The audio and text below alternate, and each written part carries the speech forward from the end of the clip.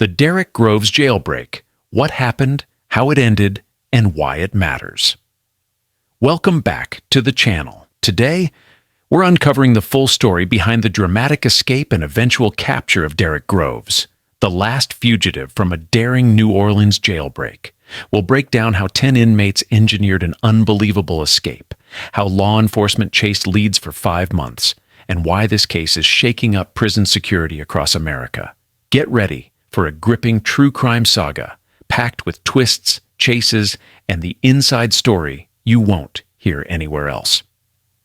The Big Escape, May 2025. At the Orleans Parish Justice Center, a normal day spiraled into chaos. Groves and 9 others broke jail in a way that would sound far-fetched on TV. They removed a toilet from the wall in their cell, revealed a weak spot in the structure, tore through metal bars, and slipped out behind the plumbing. What was left behind? Graffiti taunting the guards, "Too easy, lol," a tongue-out smiley, and a cocky challenge. With the hole disguised, the 10 inmates crawled through the dark, navigated empty corridors, then crossed a busy highway undetected before vanishing into the city. 3 escapees were caught within 24 hours, but the rest, including Groves, remained at large for weeks. Immediate questions exploded in the press. Was this a heist or pure luck? And most importantly, how could a prison holding violent offenders fail so catastrophically? Manhunt, the summer of the fugitives. As the days stretched on, Groves and the others remained missing. Law enforcement set up multi-state task forces, and rewards climbed as high as $50,000 for Groves, the escapee with the most violent record. Victims, families, and the public watched updates anxiously. Tips trickled in. The media kept Groves's face and story on the news, putting pressure on anyone helping him. By August, officials blamed staff shortages and building flaws for the escape. Most of the escapees were hauled in by the end of the summer. Some found hiding in Louisiana. Others caught returning to old neighborhoods. But Groves slipped through every net. Crackdown and questions inside the investigation. It didn't take long before the escape led to hard questions, and then real changes. The Orleans Parish Sheriff's Office admitted that the jail's design and staffing made it nearly impossible to maintain security. Deputies had to inspect every cell for structural damage and review camera systems for gaps.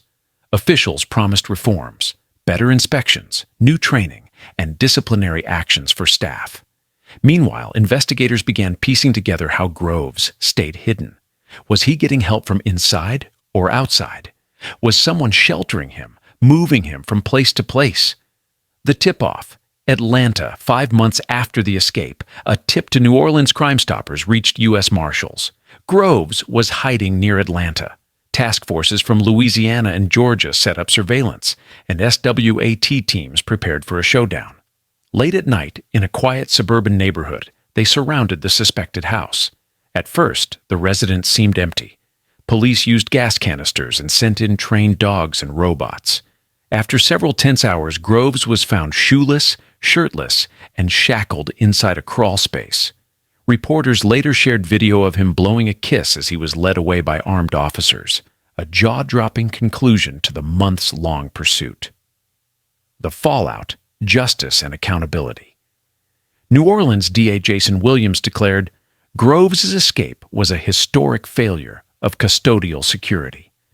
He assured victims in the city that every angle will be investigated, including anyone who helped Groves. Louisiana's Attorney General Liz Murrill announced new charges for Groves and promised maximum prosecution for those who aided him. Officials recognized the vital role of law enforcement agencies, community tips, and media coverage. "The media kept him tired and on the run all summer," one marshal said. Thanks to public engagement, all 10 escapees were recaptured without any reported injuries. Bigger than one story. Why it matters. This isn't just a Louisiana story. It's a wake-up call for prisons nationwide. How did such a well-coordinated breakout happen in a major urban jail? Are there other vulnerable spots across the country? Staff shortages and old infrastructure are common, but after Groves' escape, authorities everywhere are reviewing security protocols before another headline-making jailbreak occurs. For local communities, it's a lesson in vigilance. Families and neighbors helped bring these fugitives to justice, showing how fast information spreads. For lawmakers, it's a push to fund repairs and operations for correctional facilities. What's next for Derrick Groves? Groves faces life in prison without parole for a 2018 double homicide committed during Mardi Gras. After this escape, extra years could be added to his sentence for the jailbreak and for any help he received.